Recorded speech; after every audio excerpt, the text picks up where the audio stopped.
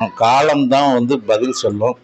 இப்போ இவருக்கு ராகு தசையில் 2021 13/12/2021 12/12/2024 வரைக்கும் சுக்கர புத்தி வருதுன்னா, முதல்ல அந்த சுக்கர புத்தி திருமணத்துக்கு ஃபேவரா அப்படின்னு பார்த்தீங்கன்னா, சுக்கர புத்தி 6, 9ன்னு இங்கே இயங்கும் போது அவர் திருமணம் செய்தால் அந்த திருமணத்தை கட் பண்ணி செகண்ட் மேரேஜ் கொண்டு போயிடும். அதனால திருமணம் அந்த காலத்தில் நடக்காது, நடக்கவும் விடாது.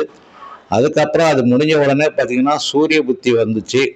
சூரிய புத்தி 2024 டிசம்பர்ல இருந்து 2025 11ஆம் மாதம் வரைக்கும் அந்த சூரிய புத்தி தான் திருமணத்துக்கான சாதகமான வேலைகளை செய்யுது. அப்படின்னா இந்த புத்தியில தான் அவருக்கு திருமணத்துக்கான விஷயங்களை ஏற்பாடு செய்யும்.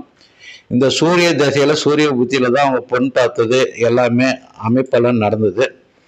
திருமணம் அப்படின்றது பார்த்தீங்கன்னா 10/9/11/2025 சந்திர புத்தியில தான் மேரேஜ் ஆயிருக்குது. இந்த சந்திரன் பார்த்தீங்கன்னா 5, 7 பாவத்தை தொடர்பு கொண்டதுனால 5, 7 இது மாதிரி எந்த கிரகம் 7ஆம் பாவத்தை தொடர்பு கொள்ளுதோ அந்த கிரகத்தோடையோ புத்தியோ அந்தரமோ வரும்போது தான் திருமணம் நடக்கும்.